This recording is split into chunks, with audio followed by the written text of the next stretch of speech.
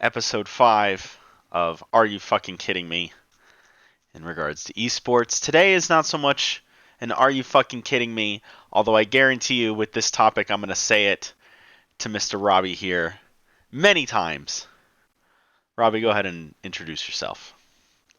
Hey, how's it going? My name's Robert Surface Robbie. I Ooh, do you go by Robert now?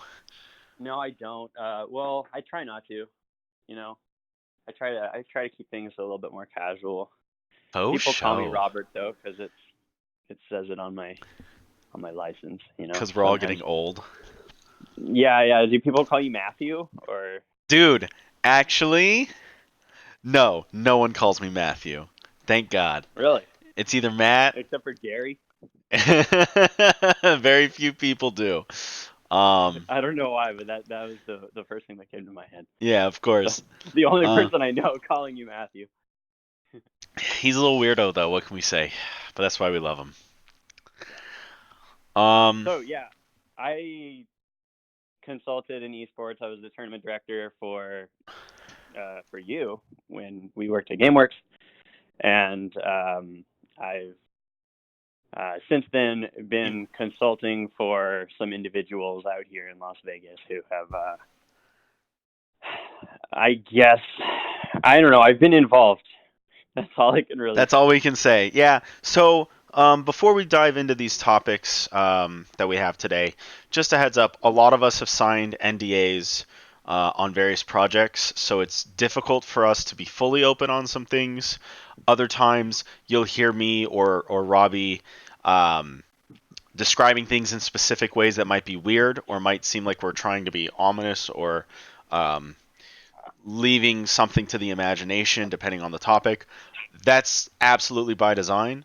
And not only do we have NDAs that we've signed, but then there's also like people fishing for investments in certain projects. And although we don't have an NDA, if we were to discuss it, we would never be used as consultants in the industry again because it's very BM, which stands for bad manner for those of you that are new, uh, to do things like that.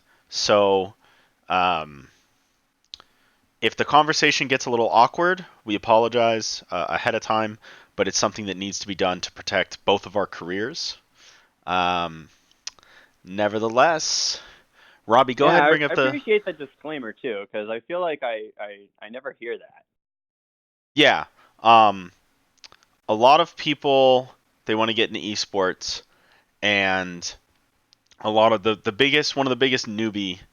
Um, Sorry, I'm watching TI, so I say newbie, and I'm like, China's team, even though they're like not Chinese, like, oh my god, they got crushed by OG. Like, no, newbie is in they're new. Matt, stop it. TI is not everything. Um, uh, they get into esports, and then they always talk about everything that they're on or everything that they're trying to get involved in, and all this. Like, sometimes you got to keep quiet. Anyway, but go ahead, Robbie. List the points, and we'll go down the line. I'm very excited for a specific one. Okay. Okay, so I guess like before you started up the stream, we are kind of talking about just like gaming adaptation and like how the gaming industry.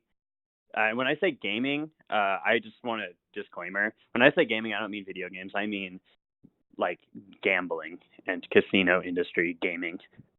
So slot machines, blackjack, poker, gaming. But then a big part of what a lot of these casinos are very interested in doing is the esports implementation or skill-based gaming implementation, trying to get uh, us millennials essentially making wagers on the outcome of video games. So when I say So, gaming, I mean that type of gaming. absolutely. Now, you talk about gamers waging on the outcome of games. Do you mean that in regards to the outcome of a game that they're playing, like a slot machine that they're playing, which is kind of like what a slot machine is? Like, I'm wagering I'm going to get 777. Or are you talking about like a sports book wagering or both? So what I'm more so talking about is yeah, the outcome of oneself, either it being you or someone else, playing an esport or a competitive game. it doesn't really matter what type of competitive game. I mean, honestly, we I've consulted for someone who has passed some laws that make strides in the gaming industry that make some of that stuff legal and possible. So like skill-based gaming, for example, is now like totally legal, which is great. And I mean, honestly, as long as you get a terrestrial event whitelisted, the gaming control board, and you contact the gaming control board about it, they really have no problem with you running lines on some of these terrestrial events. So when you say a terrestrial event and running lines, can you describe for the viewers a bit more what that means? Because obviously we know what that means. We grew up in Vegas. We knew what that means when we were, or meant when we were 4 years old. But for some people Right. that may not know, um, please elaborate. Okay, so it's already happened a couple of times here in Vegas. It's just not as common as I think it should be. But running lines essentially just means like I'm placing a wager on the outcome of this match, whether it be uh, I guess it doesn't really matter how you go about that wager. Just like I'm gonna put $5 on TSM beating Cloud9 in this match, and uh, if they win, then I get X amount to one based. And honestly, developing these odds are probably one of the hardest things that Ooh, these casinos are.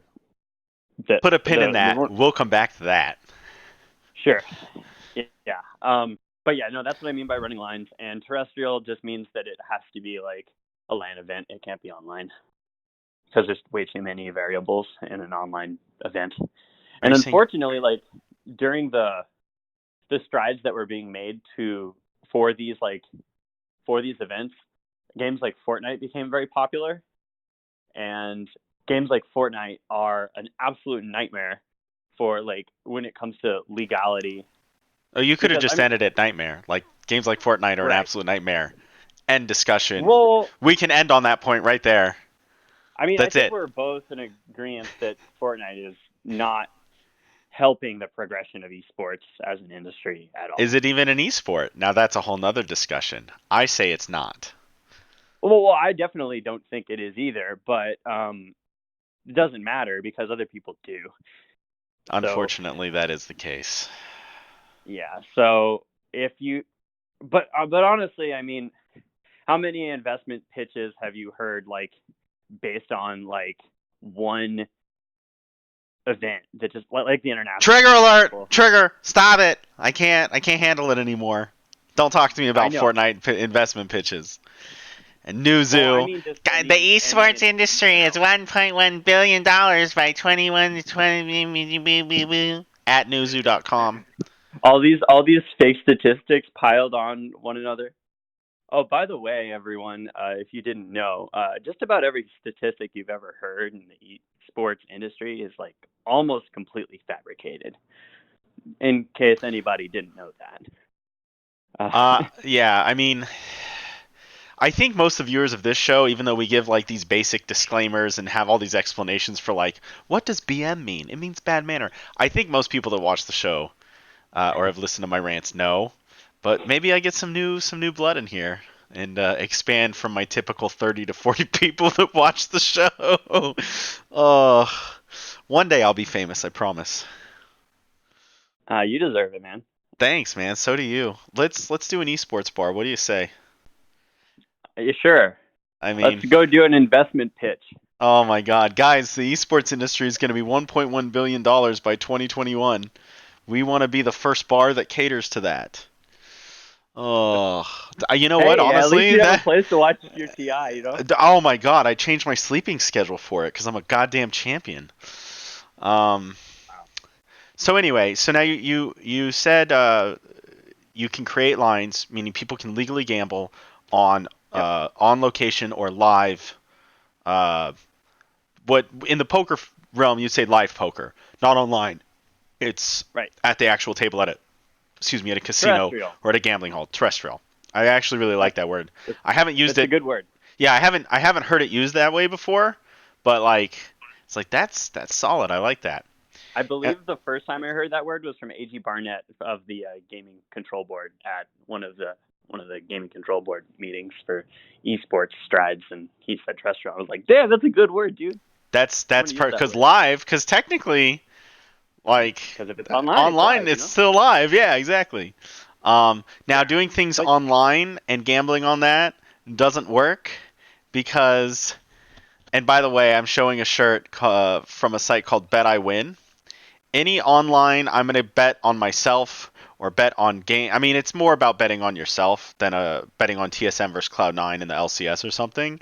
I call them all Bet I Win sites, and they're all the yeah, same. None of them have any definitely. anti cheat. They're all trash. I get an investment pitch for an online. You're going to be able to wager on yourself or on other people online, and they raise $4 million to build some dog shit website. And I'm like, there's no anti cheat, so no one's going to play. Not to mention, once you lose a few games, you stop betting, and eventually only the absolute best players will continue to bet on themselves, and you can't take enough of a rake off the bets. This shirt, I got this shirt like 13 years ago. That's how old these dumb ideas are, and people are still like, but esports is a $1.1 billion industry in 2021 at Nuzu. Shut the fuck up. Sorry, I have to rant every now and then because that's what people are expecting from the show. Well, it's appreciated. I mean, it's it's directed and relevant. Yeah. So anyway, No, I totally understand like the websites you're talking about though, because just about every other person that I used to work with would just be like, so it's this website where you can make bets on yourself, and it's like, oh, is that so? That's cool, man. oh man, what a great new idea. If Did you? Unicorn can't launch in Vegas, then you can't do it. Hey, so all right, we were talking about setting up. No offense to Unicorn, Yeah, just no, I saying. the guy that I love those guys. originally did the loot coin. What was it before they got bought by Unicorn? With the smaller group of guys, it was like four guys. They did some events at Downtown Grand, and they built like I don't remember. Ah, yeah, yeah, yeah. That was years ago. What's his fucking name? I'm so sorry. I'm forgetting the guy's name. Now he's all about crypto investment and stuff. Nice guy. But yeah, once like they merged or got bought, then they tried to launch a coin, and it like hit $3 at one point, and now it's down at like 2 cents. And I'm just like, oh my god, I'm so sorry. Oh yeah, wait, was it called LeetCoin? Leak coin. Um, That yeah, was it I before know Unicorn I took know who you're over. talking about. Yeah, yeah, those guys were local, and it was ran by like a handful of dudes, and yeah, no, those it's great. Anyway, no offense to Unicorn when I said that. I was just saying like Of if they course. can't get everything the way that they want it to be done legally out here in Vegas, then good luck, some random company. Yeah. But Yep. that's the other big part though about these terrestrial based events. Nobody wants to bet on the outcome of a terrestrial based event because online is where it's all at, man. Like that's how we managed to growth hack this industry in the first place, was because of the convenience factor of just doing all this stuff online. And that's the reason Let me that ask you people are this. interested in the first place. Would you say, because in my opinion, the frequency of LAN, or I should say terrestrial, events, the frequency of them has dropped significantly over the past 15 years? Because I used to go to a LAN event for Halo or StarCraft or whatever, every couple weeks. Not just in Vegas, but I would travel to California, Arizona, or whatever as a kid, and just to play in different video game tournaments. And there was a ton. Do you think like the internet being so much better, like our backbone, our infrastructure across America is significantly better, the technology in general has improved? I mean, I remember playing Halo 1 on Xbox Connect. That shit was awful, but we still did it. And now I can play Halo and there's almost no latency or StarCraft or anything for that matter. I can play Or any against people in population Europe. for that matter. Yeah, I remember playing against Europe with 300 ping, and now I play against Europe and it's 150 and I'm like, this is manageable. Yeah. So, do you think that that's why a lot of terrestrial events have gone down because it's very easy to just do everything online these days? For the most part, yes. For the fighting games, I think the That's true. prevalence has maybe even increased as far as land go, but that's just because the population's increased. Um, No, but I mean, I think there's more to it too. Because you're right. The fighting game community is something that I'm not too close with. But you're right. I think the frequency of those events has actually gone up, at least in Vegas. But I know all the I Smash mean, kids in we've Vegas got Evo constantly. here. That's It's great. true. We We have have that Evo too. here, and I mean, the event seems to grow like pretty substantially each year. It's pretty big deal. But yeah, to answer your question, definitely the game. Just playing games online has become much more convenient. Um, I feel like a lot of the numbers have increased. We've got some younger kids playing esports these days, which I guess parents are a little bit more privy to video games as well, since us old millennials are starting to have kids, and it'll just become more and more prevalent in the next 10 years. Gross. Kids? I know it Gross. is gross, but you know what? They're contributing. Ew. True. True. How are you going to beat these kids online if they aren't born, Matt? Come on. Look, I don't need some young kid to come up and learn from everything that I used to do and get better than me quickly and then outperform me. I don't like that, all right? I'm going to Because of smack all the those time that kids. they have. I mean, well, it's not just all the time that they have, but obviously, when StarCraft, I'll explain StarCraft. When StarCraft first came out and everybody was still learning how to like play RTSs, and before that you had Warcraft, Warcraft 2, Dune, uh, the Command and Conquer series, the early ones, which I worked with a lot of those guys, but that's another story. Um, People were still developing strategies and like understanding how to optimize um, skill in RTS. And now, like all the information is out there. Everybody knows how to play RTS at a really high level. You could play for a year and get as good as it took someone to get in 10 years when StarCraft Brood War first came out. You know what I mean? Yeah. So when Dude, these I young remember one of my first experiences playing StarCraft Brood War, just really quick, is I got shit on by some guy, and he's like, "Why do you even play this game? It's already been out for like 5 years, and you shouldn't start playing this game. It's like it's too old." And this was when I was like 16, and 2006, and starting in today, RTS. right now, I could turn on Twitch or look up a specific YouTube, and the ASL and the KSL are still going on for Brood War. Shout out to Tastosis. Y'all are the Yeah. best. 21 years later, StarCraft Brood War is still being played competitively with huge prize pools. So that guy's a fucking dick, and he was wrong. Well, I mean, to be fair, he was like a kid like me, probably, Mm. just a little bit better. But this was 13 years ago. But I'll never forget, like, you know, just like the way that esports are right now and the way that they were back then, it's pretty much the same shitty people on the internet telling you to stop playing. I don't know about that. It depends on the community. Dota is going to be a lot of that. StarCraft is very encouraging. The fighting game community, I don't know that well. My experience with them is I'm more worried about them showering than anything else. And for those that are No. just tuning into the show, or this is the first episode they've seen, all I do is talk shit. Like I punch here and there at different things. So you're welcome. I know I'm hilarious. Um, and Robbie can't, even if he wants to be. I'm not saying he thinks that fighting game people should shower, but Robbie's here trying to be as I think professional everyone as should shower, possible. for the record. For the record, that's a good record. I like that. I think that's Hmm. solid to state. Your public opinion on showering is it's good. Please do it. Yeah. Yeah, definitely. Um, all right, so we went a little off track there, but it's always nice reminiscing about good old esports stories. Yeah, Let's go back absolutely. and discuss. So you can gamble now on, um, God, I keep wanting to say live events, um, Terrestrial events. local terrestrial events. The casinos, and is it just in Vegas, or if I did something in Arizona, could I call up the Nevada Gaming Board and people could place bets in Las Vegas?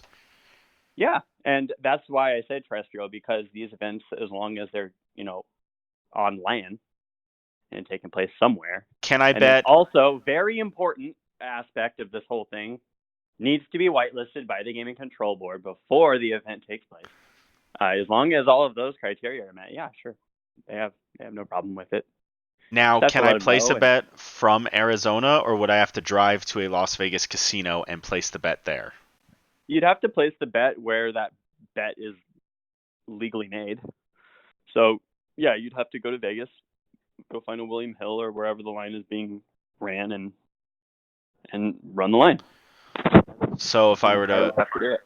so you're telling me that the gaming control board cannot authorize bets outside of Las Vegas? Uh, no, That's a because gambling is legal here and not there. okay. Also, the Gaming Control Board handles Nevada. So, but True. yeah, no, they have no say over whether or not other states can run lines. It's just So just what do Vegas. you think? And this is a huge. I'm building up to a point here, obviously. What do you think the viability is of the Nevada Gaming Control Board for taking bets on events that are outside of Las Vegas? Yeah, that's my point where I said it's terrestrial. If the event is in Korea and it's fully LAN and it's a reputable source, then GSL, like we'll say, yeah. yeah, like it's a legit event. Um, the biggest thing that they care about is possibility for collusion. Of course. Maybe kids doing performance enhancing drugs. I guess Adderall is Sprackdown like on Adderall. yeah. That's actually how someone on Adderall sounds. That's an identical. I trained that response. Yeah, no. So there's this. I'm not really sure if they still operate, but I'm sure they do.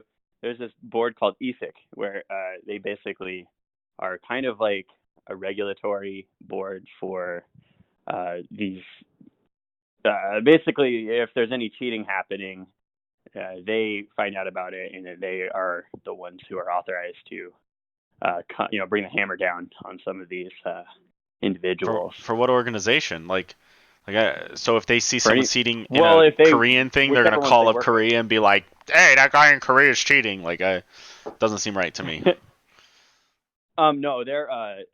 I believe at the time that they were involved, if they are not anymore, their job was essentially to team up with these game development studios that have esports and competitive gaming matches, and they were the ones in charge of legit checking these individuals, making sure that they're not throwing matches, making sure that they aren't using performance enhancements, stuff like Gotcha. that. So it's like a separate entity Well, that's where are they providing. based out of? Um, they're based in Europe. Okay. I Yeah. was gonna say that Uh, sounds like a European thing, like a Swedish yep. company or something would try and make money off of that. No, I mean different countries and different regions have Yeah, you different can look it up. cultures. They're called ESIC, ESIC.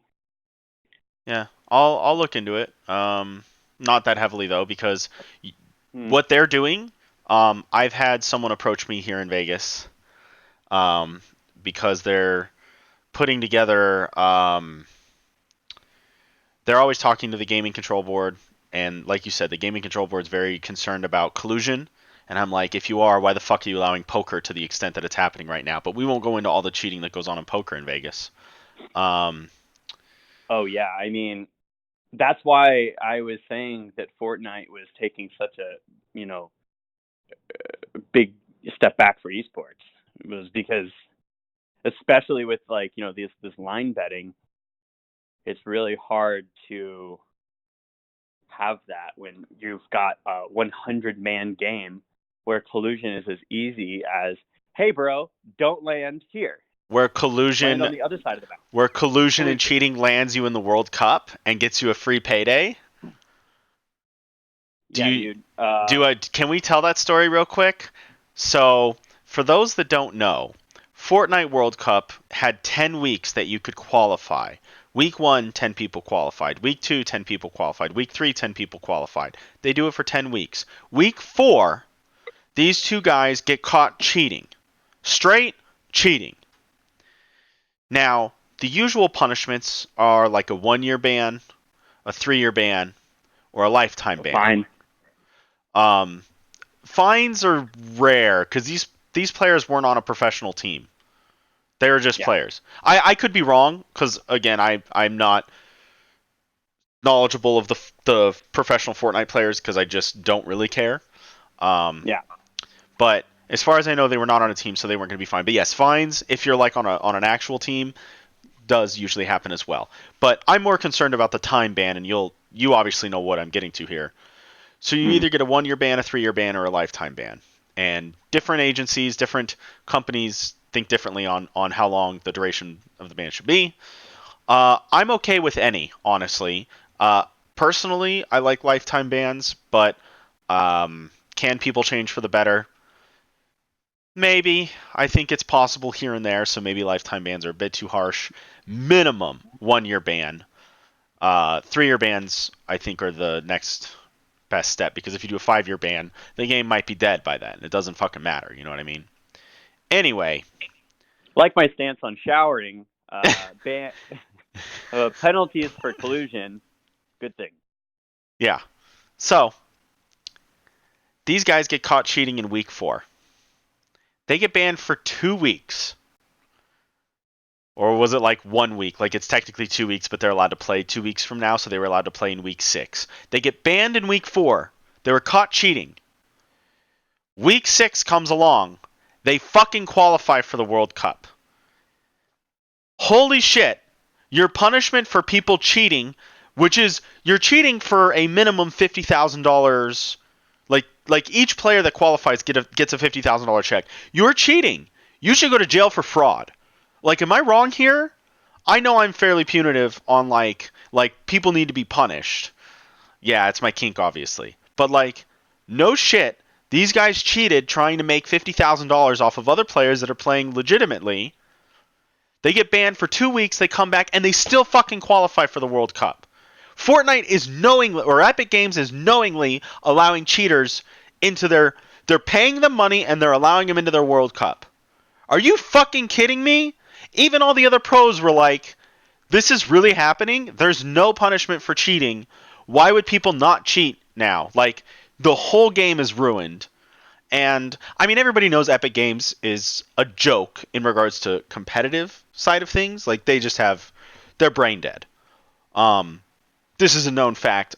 Everybody discusses it. If you think Fortnite's a legitimate competitive game, you're brain dead, and you should just I can't legally tell people to kill themselves. You know what I'm saying? I'm not allowed to do that anymore. I loved telling Nope. people to kill themselves, but now if I tell them to kill themselves and they do, I get in trouble. Really? How did I murder that guy? He chose to do it himself. I know I told him to do it, but he doesn't have to listen to me. I'm not him or her. You know, it's 2019. I can berate women too, right? Equality. Quality, man. Don't worry, Robbie. You don't have to answer any of that. I know it's very sensitive. Anyway, Epic Games allows Um, cheaters into their World Cup and pays them money. What a well, that's what joke. happens when you have a 100-man free for all game. Like collusion is just people are. It's just they're just screaming collusion. Yeah, and And for I mean, those, go ahead. a lot of what I've talked about as far as like gaming goes here in Nevada, that was all established before Fortnite was like a thing. When we had like legit, esports matches, even if it's for games that you hate, those matches were still legit. Yeah, and I We don't had hate League. You're mentioning like League of Legends matches and stuff. I don't hate League of Legends. I just think that why would you do LOL when there's Dota? But that's another story. well, Valve just has to have a little bit better marketing, I think. I think Valve has no idea what they're doing, and LOL is a better game than Dota. Yeah, I said it. Dota is far more punitive. Dota is far more difficult. Dota is far more complex. As a game that you can just play, yeah, League crushes Dota. But as an actual competitive esport, I mean, Riot themselves have admitted their game is flat, basic, boring, and dumb. They've said that all of those things about their game. They admit it. Like they're like, yeah, it's boring. Sorry, we. And people are like, no, it's not. Nah. I can't make my voice high pitched enough to capture the 6-year-old demographic that League of Legends targets, but I tried. Sorry, disconnected there for a second. Oh man, you didn't hear my great voice? No, I did hear that. I think that's why the disconnection happened. Oh, you're like, I can't listen to this anymore. I don't blame you. I just need to, be explicit in my apartment by myself for a second. Gotcha. Yeah, no, yeah, no. I mean, we could obviously talk about like how better games go by the wayside all the time. Uh, I mean, I think Rocket League is like an amazing The game, best? you know. The absolute But best? like, and it's like, I mean, it's hype to watch. I mean, like the degree of skill that is, required to play the game is like crazy. But like, if you're just watching this game coming in off the street, like you're just like, what? Why are these cars hitting a ball? Like, what's Why do they have going on? jetpacks? What's going on Also, there's here? like no business model for that game. Like, Just there's skins. there's there's nothing. Like, it's great game, amazing to watch. Why should I be involved with it though? You know. Yeah. Yeah. But Because it's great. That's why you're involved. But it's not yeah. enough for the casuals. I agree. And I feel like that's probably like the biggest theme of esports. The more complicated and, you know, I mean, Dunning Kruger comes to mind as well. For those of you that haven't been following the Dunning Kruger studies, it's basically study assessment of skill, self assessment of skill. And everybody is very bad at assessing their own skill level of games. And that's why you've got people who think they're good, go to tournaments for the first time, lose, and then never show up ever again and stop playing forever. Well, Because everyone thinks that they're better at something that they actually are. And then the ones who are generally humble about their own skill level are the ones that get better and keep getting better and show interest of keep playing. the So less you know, the less you know of what you don't know, and the more you know of what you don't know. yes, If the that four levels of knowledge: the unknown known, the known unknown, the unknown known, and the known known. unknown. Yep. And they No one's in all the known known, and everyone's in the unknown unknown. Well, just about everyone. Where you want yeah. to be is in the third level. You want to know what you don't know. That's how you get better. Yep. So, But different topic for a different day. I yeah. love the psychology behind like video games skill and like why people get good in games and stuff. We Uh, totally could do episode 6 on that. I'm yeah, down. absolutely. All right. Um, We diverted way too much. Let's go back to this whole skill-based and adapting video games into casino gaming because that's the whole reason we're here. I'll right. probably put a notation minute 7 to minute 33. Just ignore it. It's you and I going off rambling on various topics. Back to the so casino gaming stuff. so we've got like major players, like Gamblet, for example, is a really big company who basically adapts games and kind of gambifies them.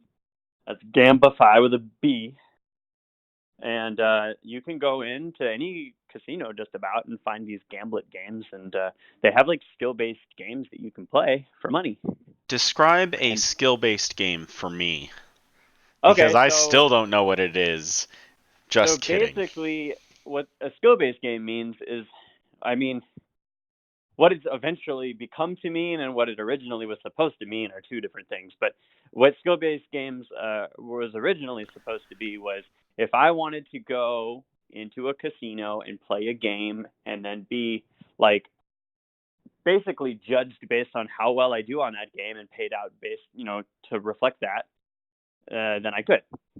So if I wanted to play Super Mario Brothers and if I perfect the game and get the highest score or whatever, then I get paid out better. And Now, I why mean, it could sounds that have possibly not worked? well. One huge reason that everyone, probably the most like common concern, was, well, what if this fucking dude just gets good at the game and just comes in and takes infinite money from us? Well, yep, that was the reason why they didn't do it. Yeah. Because that's very true.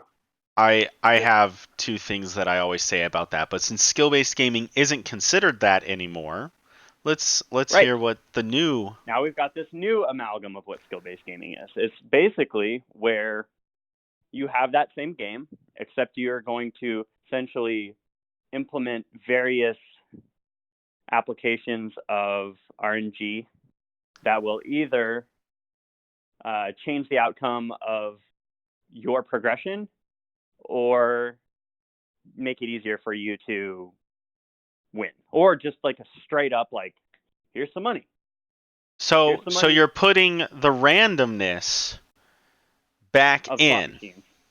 Yes, So then, exactly. doesn't that mean no matter what your skill is, you're still subjected to the randomness? So yes and no, and this is where this is like the biggest thing that I don't think casinos are quite getting. Also, first of all, I mean, casinos don't develop any of these games ever, That's obviously. true. So it's not like they have any real say as to like what needs to be done. Who does But make these games? Does a gaming company make the game and then the casino decides to buy or lease the game for their oh, casino? goes even further than that actually. So some random dude will make a game, and then Gamblet, for example, will buy the licensing to that game, gambify that game, and then they'll put it in their machines, and then the casinos will essentially select which games they want on their casino floor from these game development studios that gamify the games. If that makes sense. I used to build slot machines. It makes sense to me. Okay. La la la la la la la. I just asked so our viewers have a bit of a Right, right. reference point. I'm just I would fucking never with you. insult your intelligence, man. I How know you know dare what I'm you? talking How dare you? about. I just can't let people think that I actually didn't know that because that would be really fucking bad. Yes, people, sometimes I ask questions for your sake, not my own. All right. So anyway, yeah, almost derailed there again. We're Of good at course. that. Yeah, we are. We got a lot to talk about. We could do So 20 what? episodes of various shit. This is how we are. Yeah. Um, but yeah, so essentially what I was talking about was like, skill-based games becoming this new thing, and the direction of casinos, in my opinion, free consulting here for everyone, There you go. need to really like focus on is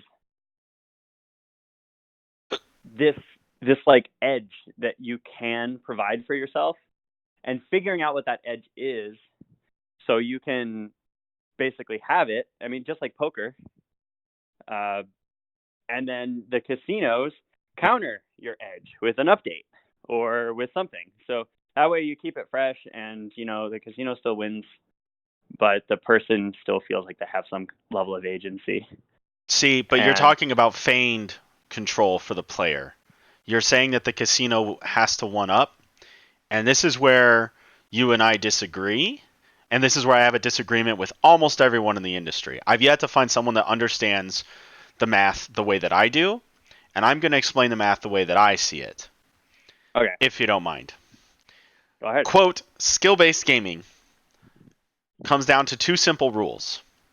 One, if the player's skill will allow them to bring back 100% or higher of their investment, side note, whatever. Slot machines payouts and such are based on a percentage. Um, a 98% payback or payout rate means for every $100 I put in, I'm expected to get 98 back. That's the casino's edge. So if I'm a 98% payout, the casino's edge is $2.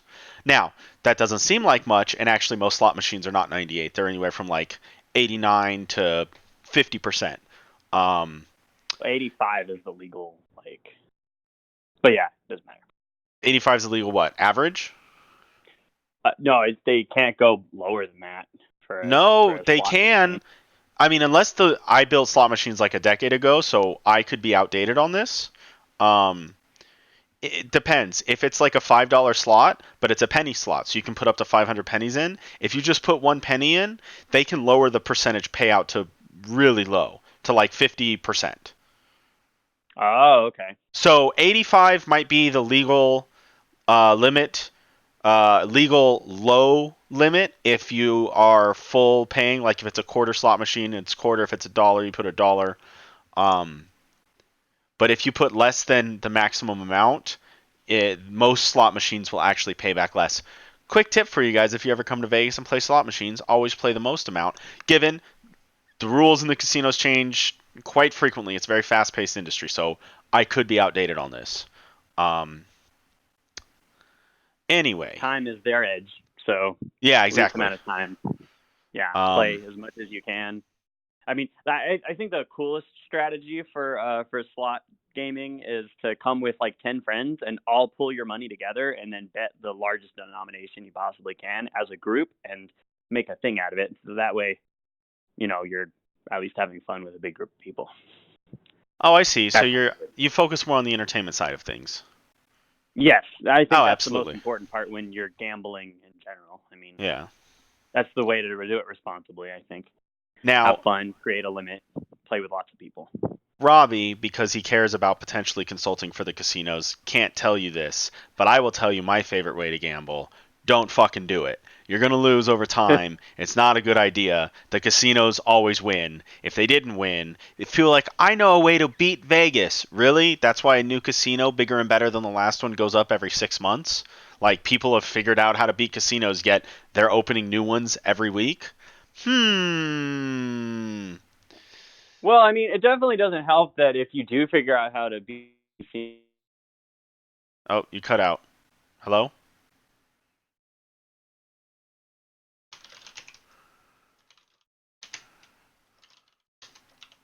Can you hear me? Now I can. You cut out. We just If you do missed it there. figure out how to if you do figure out how to beat the casino, You're considered a criminal. uh, is that true? Because I was caught counting cards when I was like sitting with a friend of mine at the table at like 19 cuz you can sit there, you just can't gamble. And like I no, just not did it to anymore. be funny. Oh, not anymore. You can't do that anymore? No, you can't sit at the table unless you're 21. They'll ask you to leave. Ah. Well, the point is I was put on a blacklist. But counting cards is not technically illegal. Now, 50 years ago they'd break your legs for doing it, but it's not Mm-hmm. Mob Vegas anymore. Um, Right. but are you considered a criminal now? If you maybe certain types of cheating are considered criminal, but I know counting cards is not technically illegal. Yeah. I mean, it's technically not illegal, I guess. But if you're like, if you have Because a card in trespassing is. your Try. They can just kick you out, and if you're still, that's very true. No, I mean, if you Yeah. have like a card up your sleeve when you're playing poker, yes, that's illegal. Um, Yeah. so I guess it really just I mean, depends what type of cheating. yeah. I mean, developing some kind of an edge on a game that is specifically designed to not be possible for you to have edge is probably cheating. Fair I enough. mean, but that's just the way that they make the games. Yeah. It's Well, they have to just be the foolproof design because if they development. can be abused, then people are going to come in with millions of dollars, even if it's a 1% edge. If it's a 1% edge, but I bet Mm-hmm. $1 million, I still walk away with 10 grand. So, Right. And see, this is actually like, all right. So we keep like almost coming back to this point that I want to make, and this is where I think the casinos like are like have so much power. Like, just let the idiots like find edge and develop edge revolving around one another, and just take a rake. Like, just what's well, you're wrong with that? talking about having people compete against each other and find edges there, not compete Exactly. against the casino. Yeah, yeah, yeah. So, So that's the environment that I think that skill-based gaming needs to edge towards, like, or not, for lack of a better word. They need to develop games, and this is why the point that you that you have been waiting for. This is why I love auto chess gross. because Put a pin in that. yeah, We're coming back because the previous skill based gaming. So not the users or players competing against each other. Let's go back to skill based gaming against the house because I didn't get a chance to finish yeah, my point there. So okay, if it's skill based gaming, it's either number one, your skill is going to be able to be developed to where you're constantly positive, where you get 105% back. So I'll sit there and Right. I'll play penny slots while I'm learning whatever the skills are that I need, or even dollar slots, because obviously any skill based thing. And they don't do they even have penny slots anymore? Like I know that Sure. was like they do because it's Yeah. penny slots, but you can play $20. You can play 2,000 lines at once. Um, Right. Right. Right. Yeah. but It's but anyway, denominations I or I anywhere. play as cheap as possible until I know I have 101% or higher, and then In um, theory, in theory, and then I'll just drop $10 million when I'm at maybe that edge isn't 105%. possible unless you're betting a dollar. They can do whatever Well, they want. yeah. But I'll play whatever the minimum bet is to develop my skill and develop an edge, and then I'm gonna drop $1 billion. And even if I have a 1% edge, that's still a fuck ton of money that I just raked off of the casino. Make sense? Yeah, and why wouldn't an investment firm back Do you that. at that Yeah, point, exactly. right? Like, dude, I can prove that I can make Free money. 105%. It's literally free money. So the casinos would all go broke. Okay, Right. so skill based And gaming like that fails. kind of the opposite of what the casinos were designed to do, which is Right. them have the edge and make infinite free money. Of course. All right, so number two, my skill is maxed, but I still can't be guaranteed over 100%. So, people that would be attracted to skill based gaming because they're skilled players would go, even if I play my best, I'm still at 98% payout. That's trash. Fuck you. I'm not going to do it. Because anybody that cares about skill based gaming is going to be like, that's actually not skill based. Even if I play optimally, I might improve my chances, but I'm still over time losing. And people that are skilled are going to be like, they're going to do the simple math. They're going to figure that out real Right. quick, and no one's going to fucking play the game. And it's not skill based because no matter how skillful you are, you still lose. Skill does not impact anything over an infinite amount of time. I might Right. lose money less quickly, but I'm still going to lose money. So there's no skill in it. It's just fucking dumb. And no one's going to fucking play Exactly. it. And nobody has Well, that's played it also the because there reason why are we don't games have like that. What? people realize that, especially game developers realize that, and that's why we don't have that on the casino floor right now. They've kind of like taken a There's back been there's seat. been iterations of stuff like that though on the casino Oh, floor. definitely. I wouldn't be surprised if you said they pulled it all, but it's like those two simple rules are the whole reason when this whole skill-based gaming bullshit came up 8 years ago. At least that's when I first heard about it. Maybe it was 7 or 8 years ago. I don't quite remember. And I was like, "Are you fucking stupid? There's no way this is going to work. Why couldn't they just be like, "Oh, yeah, point 1, point 2 covers 100% of all cases. This isn't going to work." Like I have smart people coming to me with skill-based gaming, not the player versus player one, but player versus casino, and they think it's going Mm. to work.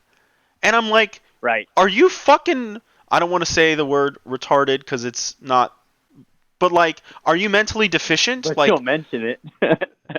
well, I'm saying like I used to have a bad habit of being like, "Are you fucking retarded?" And like I get it. That's not a nice thing to say, but like you have to have some sort of brain damage to fucking think skill-based gaming in that regard is going to work. You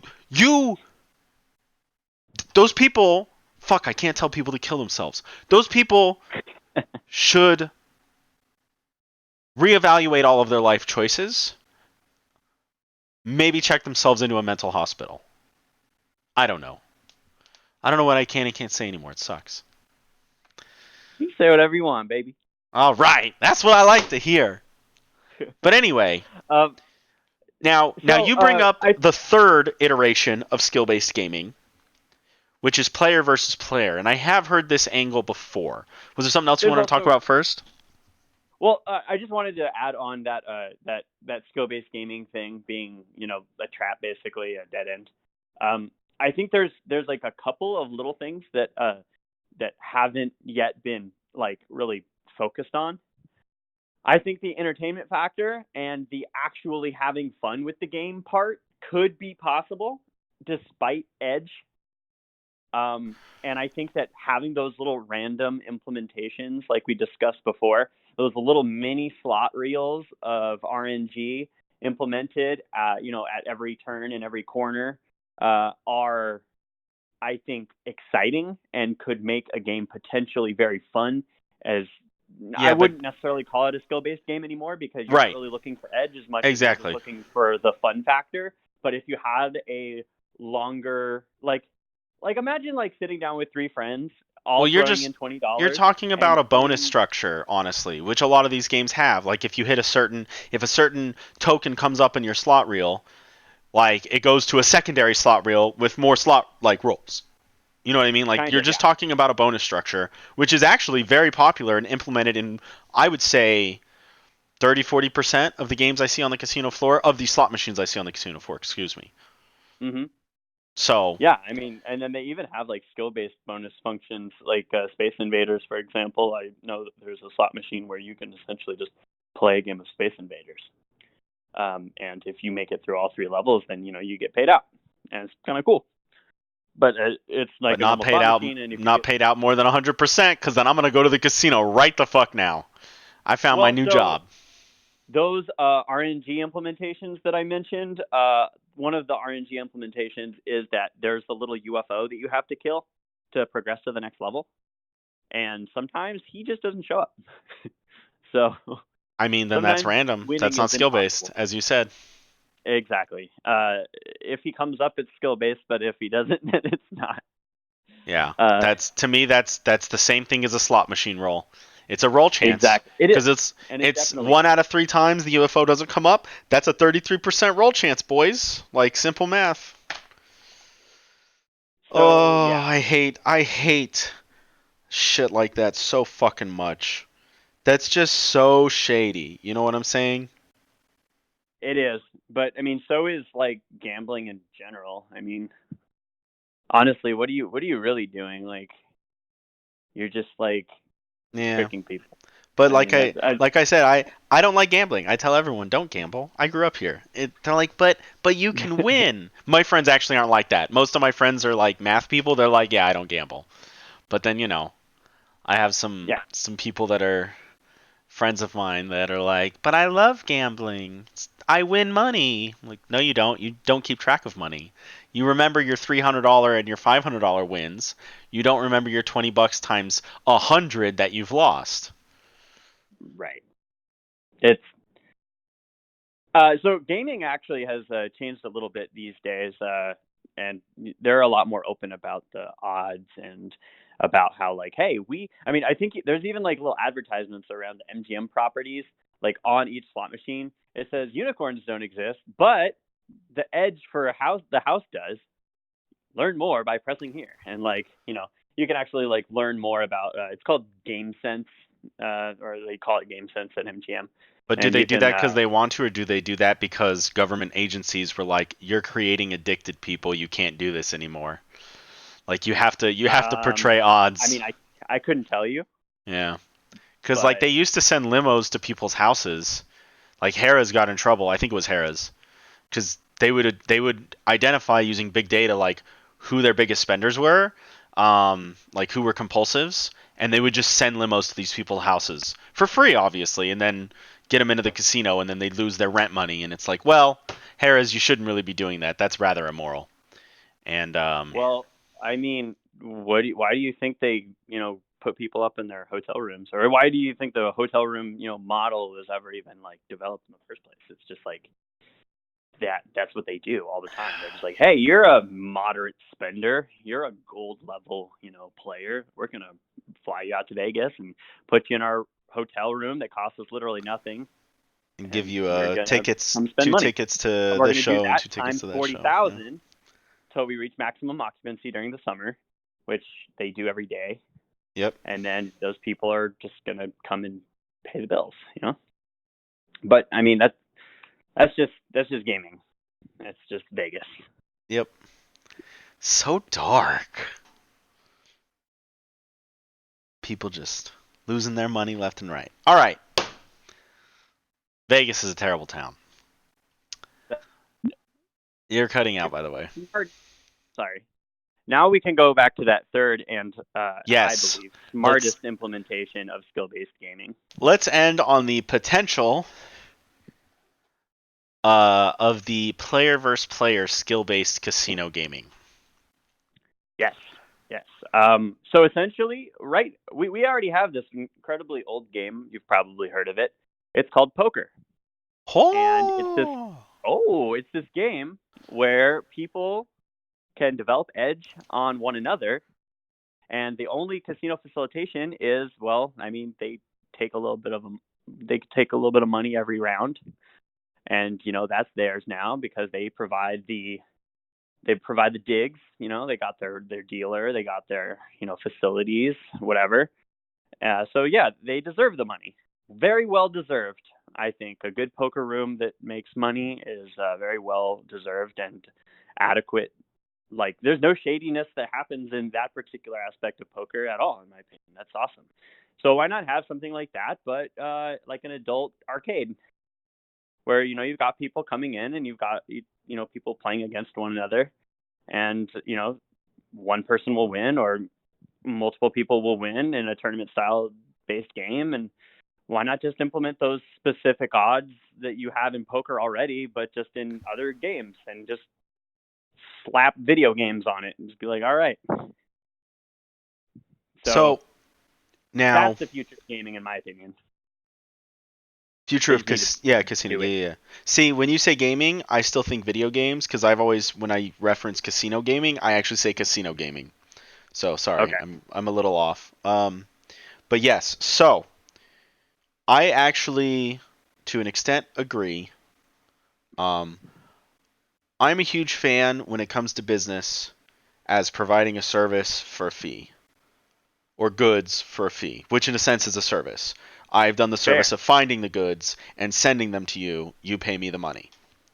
Um, I don't like conniving things. The rake at all of these poker tables is how it's calculated is posted on a sign with all the rules. 10% of the hand, one to not to exceed $4. Given that was years ago, now I think it's $10. Um, Depends on the limits, really. yeah, yeah, exactly. This is for a 1-2. You're right. There's a million other things I needed to qualify that statement with. Sorry.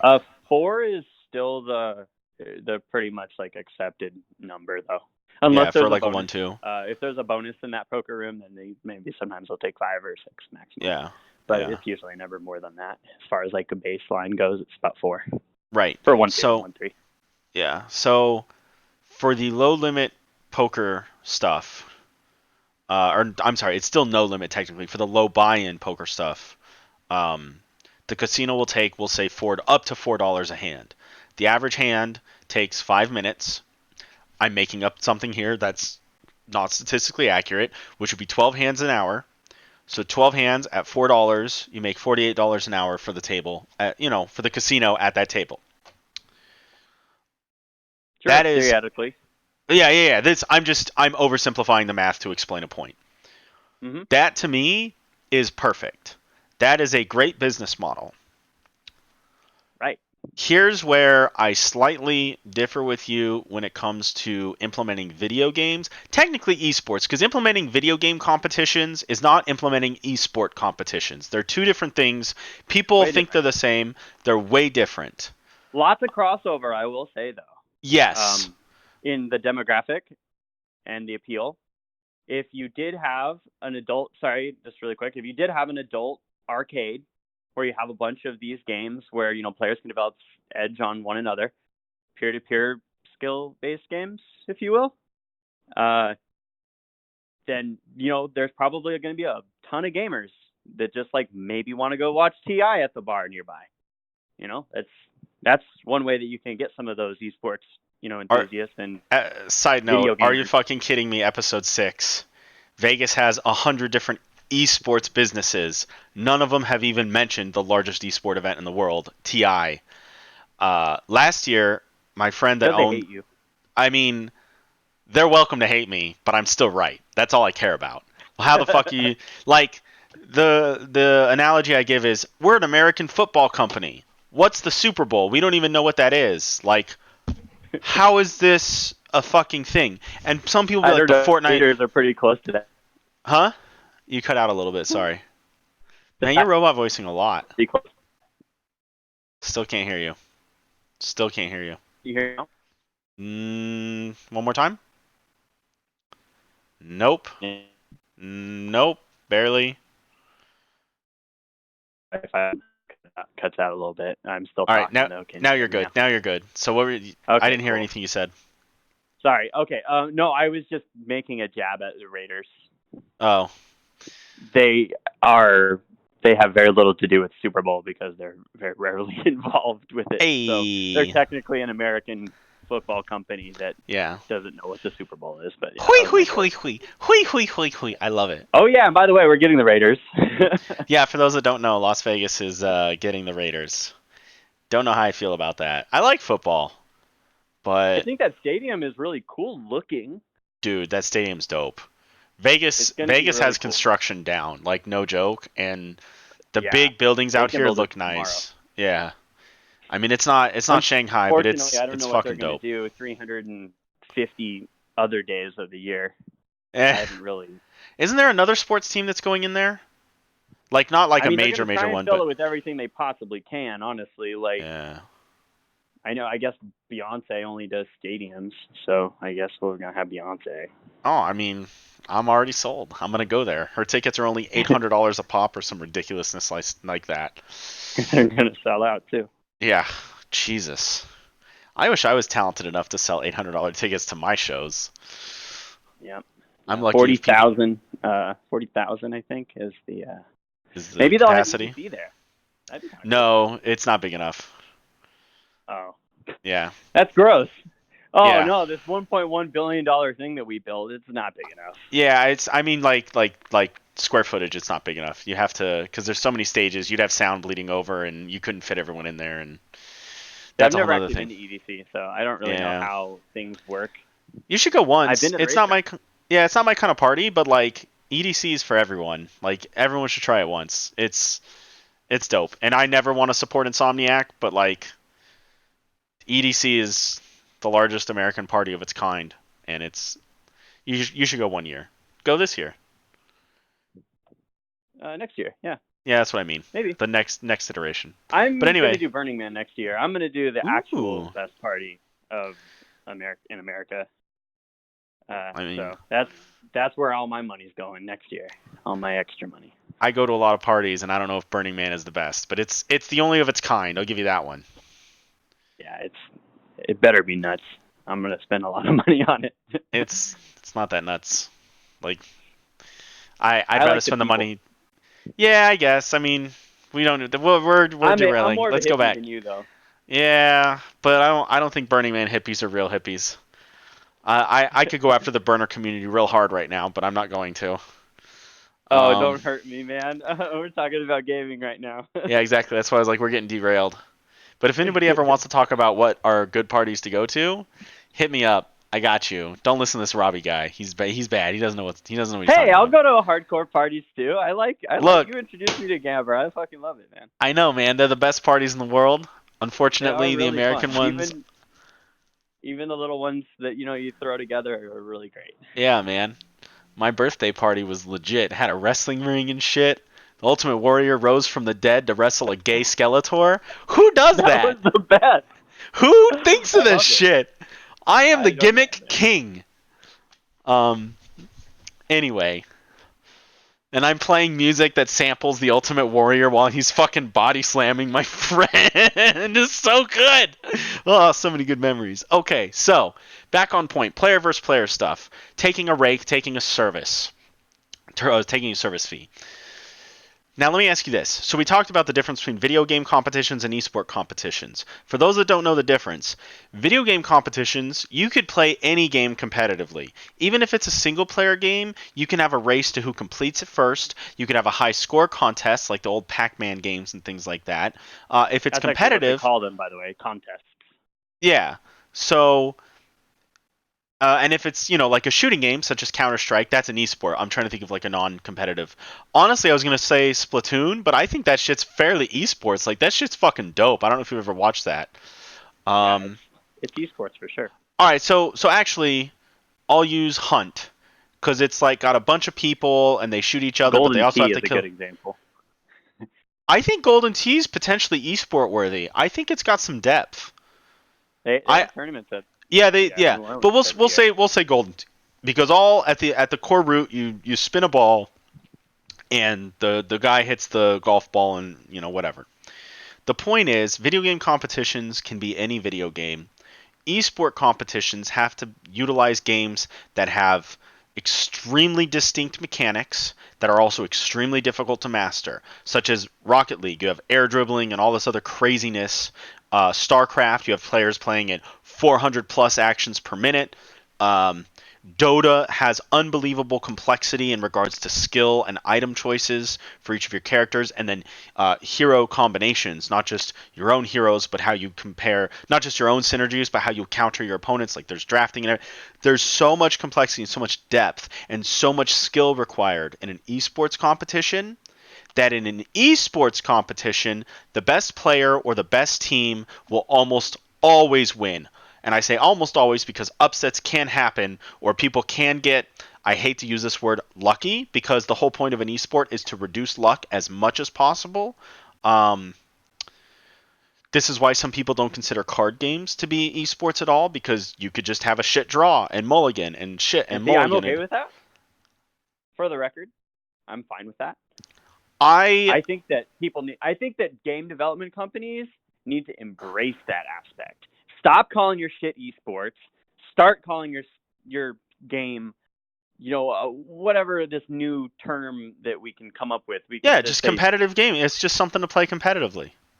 like, I am my overall point that needs to be made by the end of this podcast is that is something that is totally fine.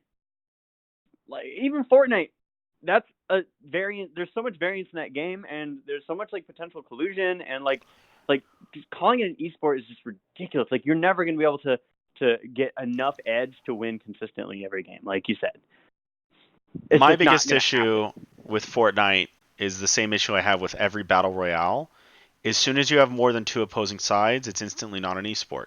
Think of Right. any sport in the history of sports. Well, They are just look not at free for StarCraft. alls. If you had The like quintessential esport, good old StarCraft. if you had good old StarCraft, but it was a 1v1v1, you no longer have an esport. Correct. It's collusion. Or just bad luck. Collusion the You get sport. attack. Your player B and player A and C both attack you at the same time. Like they don't even have to Yeah. be colluding to do it. It's just the timing is bad. Yes, there are ways to hedge your bets. There are ways to optimize free for alls and such like that. But in general, it is not an esport if it has more than two opposing sides. Name a single professional event that is more than two opposing sides at once. Number one, people will say, well, golf's a high score contest. They're all playing against the field. They're playing against the course to get high scores. That's not. They're not. Yes, technically they're competing against each other, but it's not directly. They're all playing against the course. The two opposing sides are them and the course, and whoever does the best wins. The other only professional sport that has a free for all is the WWE Royal Rumble. And if y'all are taking that as a serious sport, I mean, it's serious, and I love wrestling. I used to. I don't really watch it much anymore. Um, yes, it's serious, but it's not a real It's not an actual competition. It's wrestling's fake. Hate to break it to you. I just broke a bunch of hearts. I had to tell them that wrestling's fake. I think Um, people are fine with that now. I think people get it. I think the more people that realize that wrestling is fake actually like help their case. That's why Yeah, we see this resurgence of the popularity of wrestling. People are like, oh hell yeah, it's fake. Fucking we love it. opera. Who It's jumps amazing. and does two somersaults off the turnbuckle and lands on someone? Like, why would you not just like jump normally? You know what I'm saying? Why you got to be an acrobat in the air? Because it's sick, and It's that's fucking. the point. It's dope as fuck. Okay. So anyway, what were we talking about?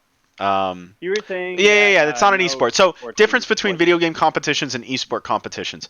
Esports. The reason I mean I'll consider LoL an esport because it is still competitive and luck is reduced and there is a lot of skill in it. But compared to Dota, it's a flat, boring, terrible game. And Riot's even admitted this. And that's why it's difficult for me to consider LoL an esport, but I will. But Dota is an esport. LoL, It's because more they or have a less, is not. business model to keep intact, like it's Yeah. really important. If Well, you the more want those complexity that Chinese they add, investors, you need to have that business model. yeah, and the more complexity that they add, it goes away from their root core design. Back when League of Legends was Right. first made, they were like, well, we want to make it so people don't know that they're getting dumpstered. Dota, if you play bad, you're going to feel bad. Like you're going to get killed over and over and over. You're going to lose your lane. The opponents are going to be way ahead. You have no chance whatsoever. But in LoL, like you could get out CS'd, but you don't really die a whole lot. And like, yeah, you're out CS 2-1, but you don't feel like you're getting crushed because you're not dying a bunch and you're still getting some last hits. In Dota, I can deny you. You'll be level 2, I'll be level 7. Like, I can kill my own creeps to negate your last hit capabilities and to deny you experience. So And if like I'm really good at that aspect of the game, then you're totally done. you're fucked. And then I'll kill you once because Dota, although you do cast less spells per capita than LoL you have a 200 mana pool and your average spell is 30 or 40 mana. Dota you'll have a 300 mana pool, but your average spell is like 110, 120 mana. So you only get 2 or 3 spells versus LoL like 5 or 6 before you have to hit regen. But like my spells And in there's the Dota B can button. kill you. Where yeah, exactly. You have a free teleport home, but that's a separate story. I don't mind that very much. I prefer the TP scroll mechanic in Dota far more than the recall, and you have to actually get teleport as a skill to teleport back out somewhere. Um, but those are just See, different where you mechanics. lost me in Dota is with the whole like animal companion, like trying to Oh, the micro heroes where you have like summons and stuff. yeah. And then You the don't have to micro play those. gameplay. I know you Uh, don't have to, and it's probably like detracted a whole lot from that since like, the Dota days, but like the original Dota days, but like dang, was that like a mechanic that was really hard for me to like pick up on and like to figure out. well, people that play action Being a lol kid. RTSs. Yeah, people that play action RTSs. I don't call them MOBAs. That's what LoL calls them. They were originally called action RTSs, not MOBAs. If you want an actual multiplayer online battle arena, play Battle.Right. Stop being fucking stupid. Battle.Right, phenomenal fucking game. Unfortunately, it's dead. But oh my god, Battle.Right is super fucking awesome. But anyway, most people play action RTSs because they only want to have to control one hero. So like playing a Chan or an Enchantress, where you have to control multiple things, or even a Lycan, that can get. That's not why they're playing it. So I could see why you're not a fan of that stuff. Yeah. Um, but anyway, the whole point we got derailed again that I wanted to make is poker has a lot of variance. Right. Poker, So they I can go embrace all it. in with aces. You can go all in with kings, and flop comes king king deuce, and I'm absolutely fucking crushed. I was way ahead, but due to bad luck, now I'm massively behind.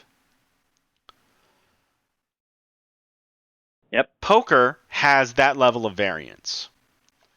For casinos to come in and do this, if they focused on esports, where the best player always wins, or almost 99.9% of the time wins, or team, whatever, I don't think it would be successful with esports. Is what you're offering is to do things that are more video game competitions, where there is variance, where maybe the best player doesn't always win, but usually wins, and the casino takes a rake. Is that where you feel the success lies? Yeah. Essentially, you said it with poker. I like. That's why I like auto chess because if I get lucky, I can get a 3-star hero or like the highest level guy, and then I can beat you because I got lucky, and that's fine. You Embrace can beat those me odds. because mechanics aren't involved, because my APM is so much higher than yours, you little Now, shit. now, I I'm don't kidding, want bro. to You're fine. ever confuse. I don't want anyone to confuse skill with luck though. Like I think that that huge like there's such a massive differentiating factor in gaming or even video gaming between that skill and luck factor. And I think that it's okay to embrace that luck factor. In fact, there needs to be more game development companies that are embracing that luck factor. And once they do, then we can start seeing these games on the casino floor that are developed specifically to be more like poker, where sure, we can have a 2,000 person, contest, because that's essentially what, like, these big poker tournaments are. You've got a ton of people all, you know, trying to bring their edge to the field against all of these other tons of people and figure out a fair way to see who gets first place and wins all the money. That's totally fine by me, and I don't see why we can't have more games with poker's business model just be video games. If anything, it should be easier because we can program a video game to do whatever we want it to do. So we can have these games like auto chess. You just have like sit and go auto chess matches, and people are going to find edge because they're going to learn everything they can about the game, like they have with poker, and they're going to sit down and put in their buy-in, and then the casino is going to take a rake, and then they're going to get first through eighth place and get paid out in top three or something. And I don't see why we can't have that. Everything you say I That's where I hate, think but I that's where can't I think disagree with video you. gaming. What was that? Said everything you say I hate, but I can't disagree with you. Auto chess is the new poker, folks. You heard it here first. I honestly, like, if that's what people take away from this, then I'm fine with that because I honestly think it could be. I mean, you've got a lot of crossover in games like Hearthstone and poker, and you've got a lot of players who are top level Hearthstone players who used to play poker. And then you've also got a lot of those Hearthstone players switching over to Teamfight Tactics and to other various auto chess implementations, and they're starting to get sponsored by big companies to play for them who are also good at poker. So it's like it's already there. The variance is there, and it's accepted amongst the community. Um, and I like trying to find edge in games. And I think like when a new game comes out and it's become this new popular thing, then developing that edge, whoever can develop that edge first is going to be the one who's going to make money on it for a while until the game dies. Find me And the somebody fact that that wants to poker give has us. and the fact that poker has been around for as long as it is now, and it's just getting bigger and bigger every year. Despite all the people who started in the game are like getting older and maybe not playing as much, or maybe they are playing just as much. And I don't know, we're still getting younger kids coming into the game every day. We had a 21-year-old kid at the World Series final table, Yeah, right? Wasn't he 21? Good for him. crazy, man. And actually, on my flight that connected through Germany, I'm pretty sure Hassan was on it. I was like, "Holy shit, is that Hassan?" And it was. I'm 99% certain because I looked at him like, and I pointed, and he like kind of smiled. I was like, "Oh!" Because he was like rows and rows ahead of me. He stood up. I think he was like, "My seat's not acceptable. Please put me in first class." Like, because I just won $10 million, so what does it matter? I'm gonna fly home first class. But when he was talking to the lady, I was like, "Is that him?" I'm pretty sure it was. I'm sure that was really cool. Oh, what I was saying though. Sorry, I know I derail a lot. I can't help myself. I'm weird. One of these Um. days you'll get an editor, and you can, when you post the YouTube Oh, TLDR version, you I'm can. absolutely not gonna put like this will be episode 5. Like, but I'm gonna go through and I'm gonna chop it up and just try and like keep us on point for the Oh, most that's part. good. So when I I actually feel less release bad about episode, derailing you so much. yeah. Well, I derail myself. You're not. You're great. I'm stupid. Um. But anyway, um, what I was gonna say is get one of these guys, these people, to give us $2 million, and we can give them like 6 iterations of this variance PvP casino floor game. I would actually not mind building that because as much shit as I talk about things that are not esports that pretend to be esports, at least this doesn't pretend to be an esport. Like, I actually Right. don't hate your idea. I think your idea. I'll say this.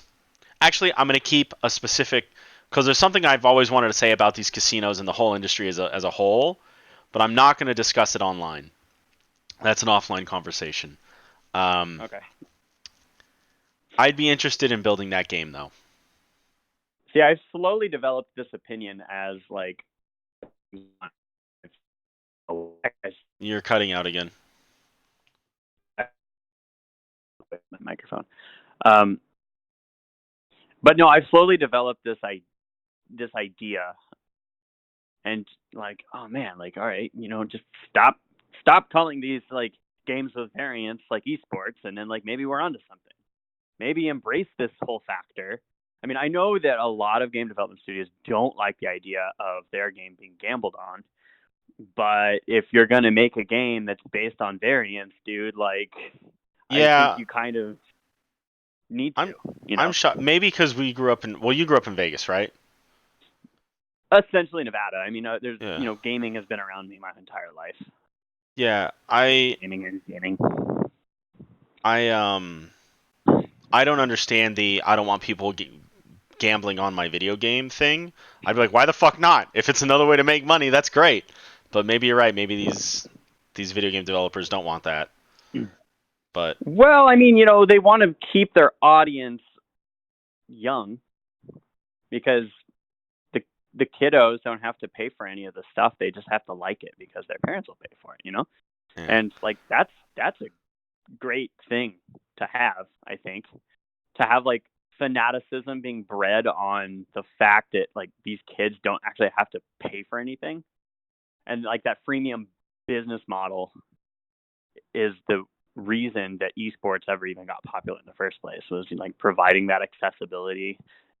And I don't know, I think it's kind of ridiculous that casinos, well, not even casinos, just like I think it's kind of ridiculous that people are trying to develop business models on video games in the first place, because video games were originally designed as an entertainment alternative for low income individuals. And now they're trying to make money, like gratuitous amounts of money from these same individuals, but like now it's not affordable.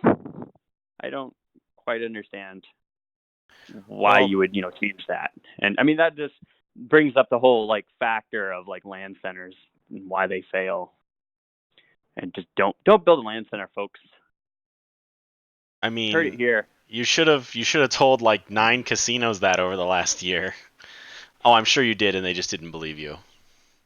Nah, man, we're gonna put you. Don't worry, you don't have to say anything. You can keep quiet. I understand.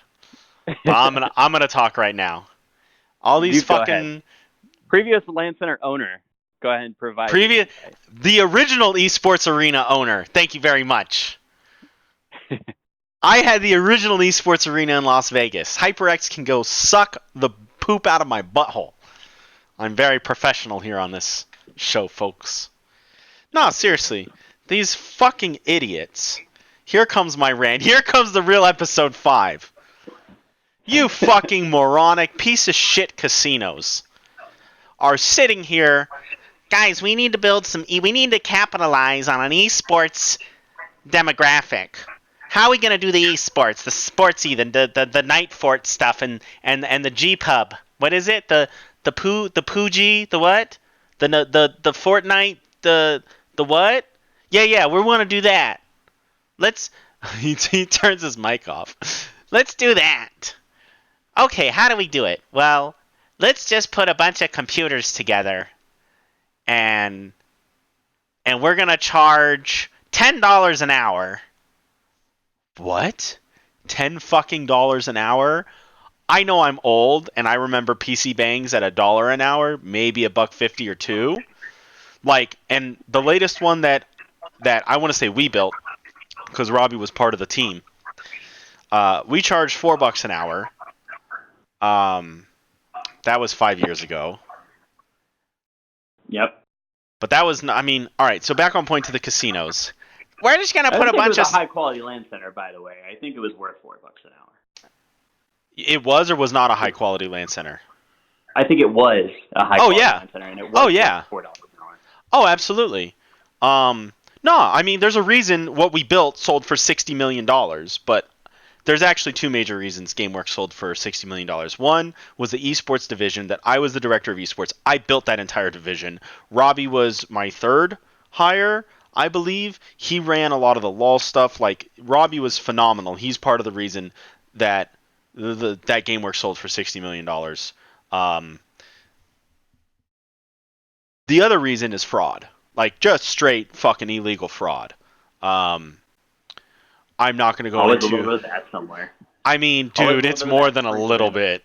Like, I would love to sit here and claim that I am the reason that company sold for $60 million, and I'm a huge part of it. But even my ego's not that large. Like that buyout was straight fucking fraud, and it was done by a very fraudulent person at the helm. Uh, I'm not even going to mention his name because fuck him, he doesn't deserve the publicity. Screwed some people out of a lot of money, and I'm sure he raised a ton of money and just burned it in that purchase. All right, what was I talking about before? Oh yeah, land centers and casinos. To target an esports demographic, they've just put a bunch of computers in these casinos, and so you know, their launch party event will use the Lynx one. Are you familiar with what the Link did for their launch event for their esports center? I haven't actually even been there. I don't blame you. It's atrocious. Anybody that they assign to work like the front counter of it hates it. I've been there a couple times. It's always empty. It's always dead. Um, they have some random girl like in IRL streaming, not in esports, not even video games. Some girl with her cleavage out showing you how to make a costume. Obviously, that's esports. But my favorite part is to attract the esports crowd. The celebrities that they brought in were two different Power Rangers. They're like, yo, you know what esports people like? People like me. They want to meet some fucking Power Rangers. Yo, if it's the pink Power Rangers from the original one, fuck yes, I'm in. Because she's super hot. What is her name? Amy Jo Johnson or something like that? I think so. I think that's her name. Yo, if It's you're definitely not the watching. Yellow Ranger. I'm sorry? I'm not Didn't saying the I just Yellow made a really Ranger. poor taste joke.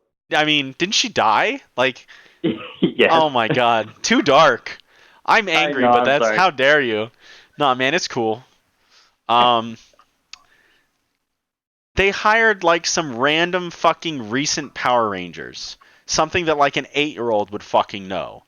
Bro, you're in a fucking casino. Why are you targeting 8-year-olds as your demographic? And don't get me started on fucking HyperX Esports Arena. Don't get me Holy wrong, they shit. are 30 now. No, no, no, no, no. The actual target demographic of these fucking land centers and these casinos, whether it's HyperX, the Wall, the Lynx thing, I think it's called like Revive or some shit like that. They all target Fortnite players. I call all of them Diaperland, and every time I take someone to HyperX, it's just like 4 6-year-old kids playing fucking Fortnite, and they're like, "Wow, I see why you call them all Diaperland now." I'm like, yeah, all they care about is putting cosplay streamers up on the fucking TVs, and they hire Power Rangers as celebrities, and they target Fortnite kids. They do Fortnite events. Dude, HyperX spent $14 million to do a weekly Mario Kart tournament. Are you fucking serious? It cost them like 13, 14 million to open that spot. And the best that they do is a fucking weekly Mario Kart. They tried to do a Counter-Strike event. They got one team to sign up. Another local LAN center did a CS event 2 months before that, got 8 teams there. They had to stop registration because more wanted to go, but it's a small spot. How the fuck are you that pathetic? You would fucking like, holy shit, we did more with zero budget than that company has done with fucking $20 million. Holy fuck, Robbie. And then the Wall is just like, yeah, we're just going to sit here. Our guy that fucking runs Caesar's whole fucking thing is here taking fucking personal calls and playing Apex every time I'm there.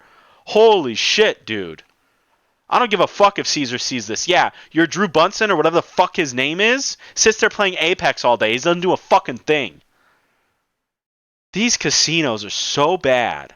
Oh, we're going to target esports. Then don't fucking target Fortnite. Don't fucking target, what's the other one that they fucking Smash Brothers. Bro, have you seen, like, GameWorks has the photos of all their fucking video game tournament winners? It's all 13-year-old fucking kids. Who, It's pretty sad. where's the Dota? Where's the StarCraft? Where's the Halo? Where's the fuck anything Korean or European? Where is it? They're like, nah, dude, we're gonna target literal 6-year-olds with Fortnite. That's where the money is. The fuck is wrong with these people? Where's your Street Fighter? Where's your Tekken? Where's your Madden? Where's your Gears? Where's your Rocket League? Like they could do any other video game and it'd be better. But they don't know. To them, esports and video games are the same. And what's the biggest video game right now? It's Fortnite. I agree with that. But holy shit. Yeah, we're going to do esports. We put a bunch of computers in here. All right, what are you going to do with them? Nothing. We don't run events. We don't run bar crafts. We don't do anything. Cuz bleh. Drew Bunsen does nothing. Whoever the fuck runs he's Caesar's owns Link, right? So that's that Yeah. in the Rio. And then HyperX, It's they're okay. two Caesars doesn't even own Caesars anymore. Eldorado, right, or whatever the fuck bought them Yeah. out. That's true. Yeah. Bought all their debt. Yeah. I don't know about that move. We'll talk about that offline. I think it's an okay move, but we'll see. Um, what else? What was the other one? Oh yeah, HyperX. I got into a fucking argument online with Howie from Howie's Game Shack. You remember that shit? Howard I actually met Mackler. that guy. Yeah, he's a I friend. mentioned you. He remembered you. Oh yeah, of course. No, I was literally on LinkedIn yesterday or 2 days ago because I posted having a bunch of computers and putting up cosplay streamers does not make you an esports company. And he tried to defend HyperX because HyperX backers are in China and Howie does a lot of business in China. And Sure. he tried to defend them. But then at the same time, like in his next paragraph, after I responded, he goes, well, esports is a terrible dollar. Like, those kids are cheap and they don't want to fucking spend any money and blah, blah, blah, blah, blah, Yeah, blah, sure. blah. Blame them. You know. Yeah, well, it's like, hey, Howie, last I checked, you were making a ton of money while I worked for you, and then your management forced me out, and then you fucking plummeted. Like, straight. And, yeah, that's another story. Yeah, for those that don't know, Howie's Game Shack, which actually was like the largest LAN center in America and then expanded a bunch, they did most of their expansions and were successful. While I was there, I wasn't running things per se, but the people above me were stealing all of my ideas and I still kept all the operations going properly. And then they didn't want me working there anymore, probably because I was showing them up. Um, and They don't like like it when you do that. Yeah, old people, when someone's 15 years your elder and you outperform them, they just can't stand it. And so I moved back to Vegas instead of doing that with Howie's Game Shack. And Howie's Game Shack is currently out of business, which is a shame because it had great potential. But they just had no idea how to carry on a community and how to make engaging events and how to do actual fun stuff. We had all sorts of pros coming down when I worked there back in the day. It was fucking great. But anyway, where was I I? think HyperX is probably doing pretty good in California, right? Yeah. The Vegas one sucks, but the other ones are not doing terrible. Yeah. The Vegas one is an absolute fucking dumpster fire. Um, and you and I can't go into what little bit we know about that. Um, but he tried to defend like the Just movements. unfortunate. Yeah, he tried to defend the movements of Allied Esports. But really, I'm like, look, you have a very skewed perception because you're looking at the Chinese backers. You're not looking at what's going on here in America. And he's like, and I specifically said the Vegas esports companies are trash. And he's like, well, they're opening in Oakland or they're doing well in Oakland and they're doing well in this other city. And I'm like, yeah, but Howie, I'm talking about Vegas, not talking about the other things. And he may see Allied Esports and I forget the name of the company that owns Allied Esports or is their backers. It's like they might be pushing TI, but the Vegas and even the American ones really fucking aren't. And how you call yourself an esports company and completely gloss over TI is absolutely beyond anything imaginable to me. But it's things like that, like for TI, you could easily have 40, 50 people show up. I know that's not a lot. It's not the 400 plus people we had for the LCS finals that had zero budget. BT Dubs, 400 plus people in Vegas to a single event is fucking huge. And Robbie fucking nailed that shit at GameWorks year one. And GameWorks was so fucking cheap and so shitty, they wouldn't give us enough internet to even watch a single fucking stream. So everybody had a fucking horrible time. And the owner, Michael Brand's father, is there. And Michael Brand, they come up to me, they're like, what the fuck is going on? I'm like, remember how I was arguing that we needed better internet and your fucking management told you not to give it to me because they're trying to sabotage me? That's a whole nother fucking story. And no, I'm not fucking paranoid thinking people are trying to sabotage me. GameWorks fucking management did not want esports in there until somebody gave them a $60 million check for what I built. Anyway, they gave us like a line that was like 2 megabytes or megabits, excuse me, 1/8 megabyte. Yeah. 2 megabits. That was our line for internet. It was the fucking credit card line that we also used for an entire LAN center. I can guarantee you the week after, when I told them, I'm like, it's management's fault. Of course, management fucking berated me and yelled at me and threatened me. GameWorks is a terrible fucking company. They've had many lawsuits against them, some of which I've had to testify in. They're that fucking bad. But anyway, and they're under new management now, so I don't know what modern GameWorks is. They actually could be fine now. I genuinely don't know. This was what 4 years ago, 5 years ago. I Um, think so. Yeah. yeah. But anyway, zero budget. We pull 400 plus people for LCS. HyperX Esports Arena gets millions and millions of dollars. What'd they pull? Maybe 30, 40 people show up to watch it there, if that. The fucking joke. I think their biggest event they ran was the Ninja one. Yeah, But that probably did well, but it also cost them $1 yeah, million for I the mean day that to was get him a out really there. well timed event, honestly. Yeah, but at the same point in Anyone knows time, about did Ninja. did they make $1 million back? Because that's probably what Ninja charged them. You know what I mean? I don't know. Like I couldn't tell you how much money they made. Probably not enough. Yeah. So anyway, by my calculations, and I can't say whether I have insider information on this or not, but I'll say from calculations I made on my own without any knowledge of their back end, they're losing hundreds of thousands of dollars a month.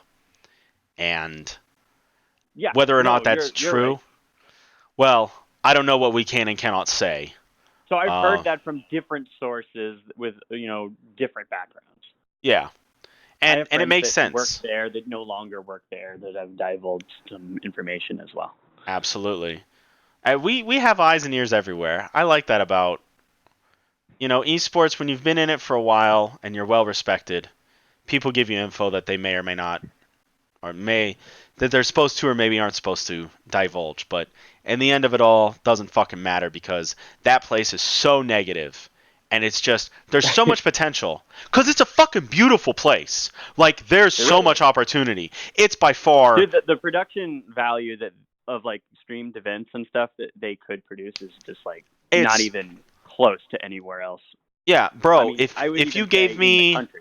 if you gave me a quarter of their opening budget, we could do so much. On no budget, we're bringing in hundreds of people per event. Imagine if we had the millions backing us.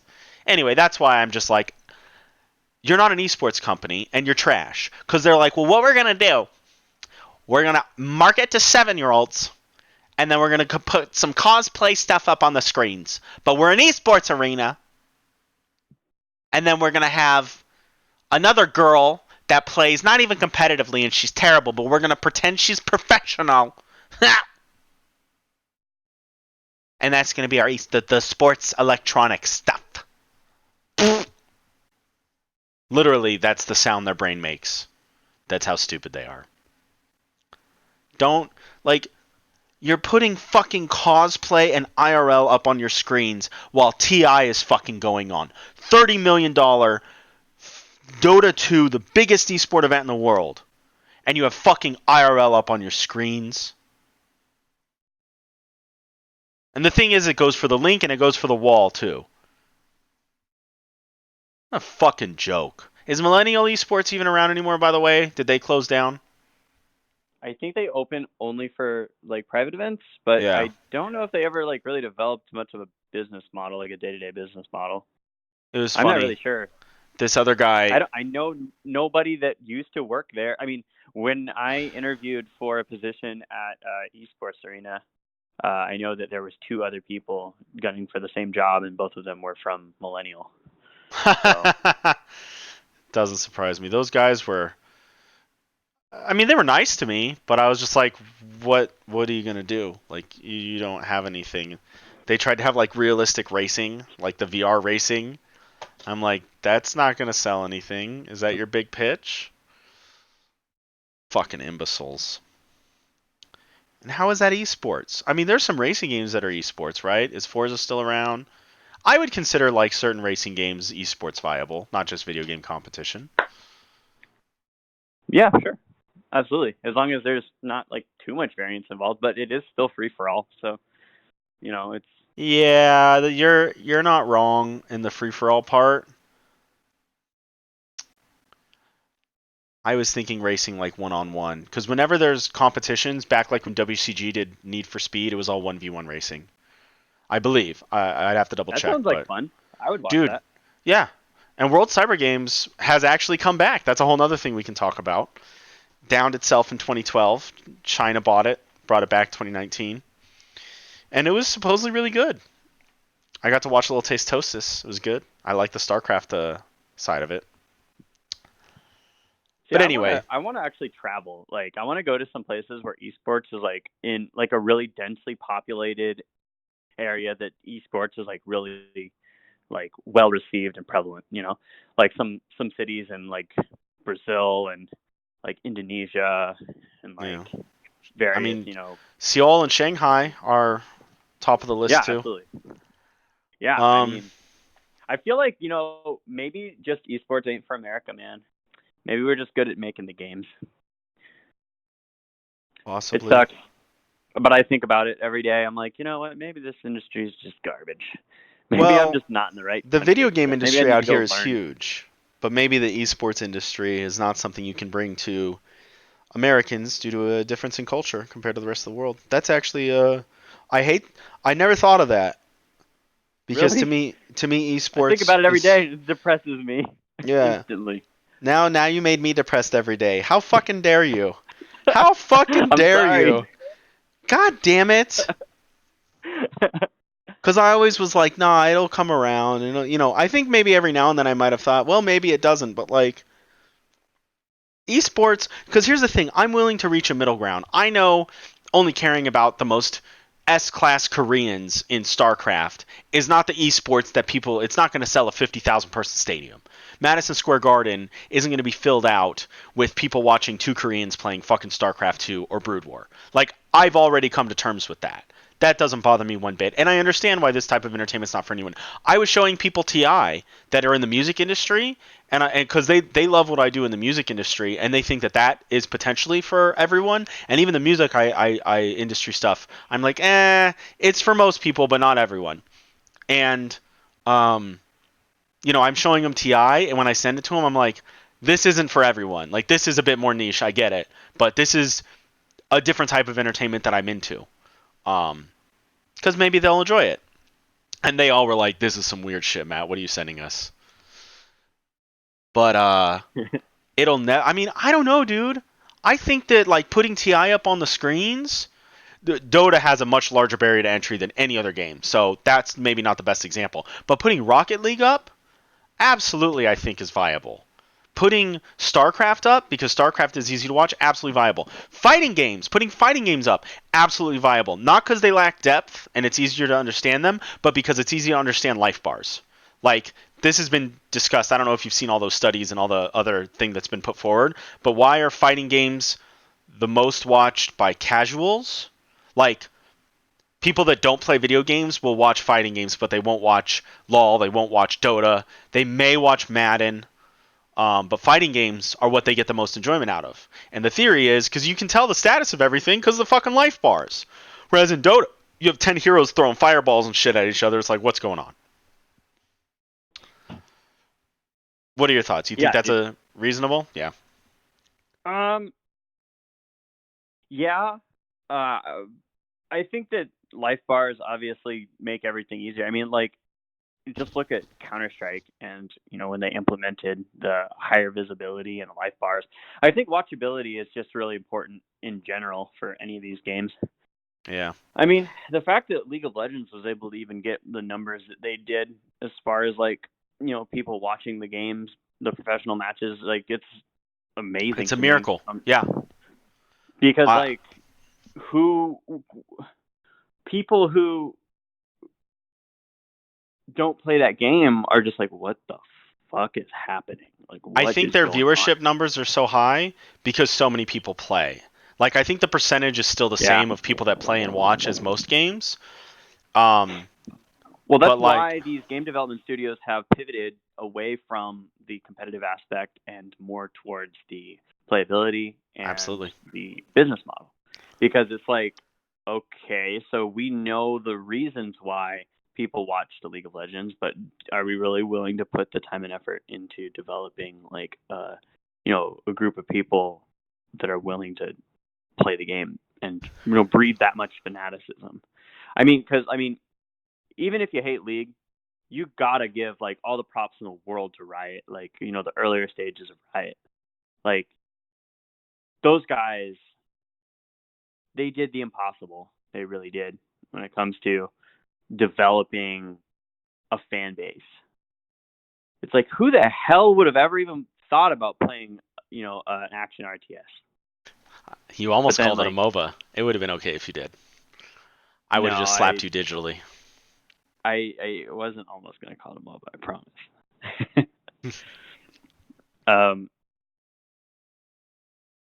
that's why I don't think that we're gonna really see as much more strides in the esports industry unless another company as good as Riot steps up. And unfortunately, it can't even be Riot anymore because they've sold Well, out so hard, and the original people that were involved with Riot are no longer, and it's just become Chinese investment.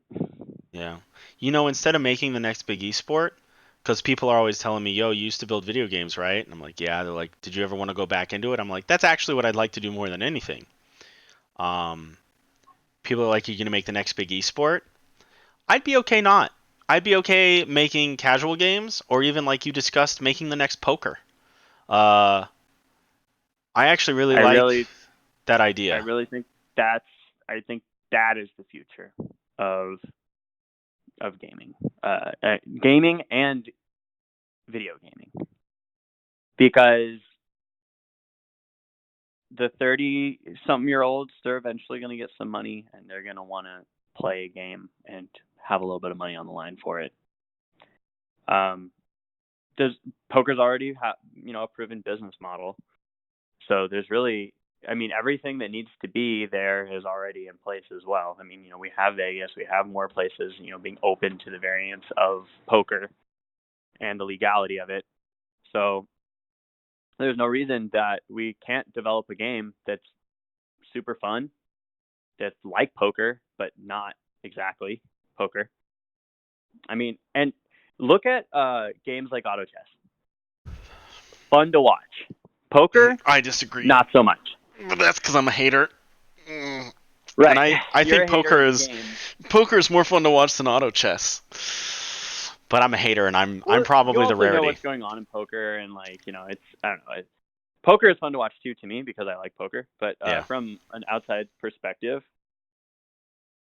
maybe poker is not as fun to watch. yeah. No, I'm I with think you on that that. I will definitely say that there is a potential to make games that are more fun to watch than poker, but have just as much variance and playability. So, not to mention, you've got that gaming business model, that freemium gaming business model that you can implement in this, this in quote new poker type game.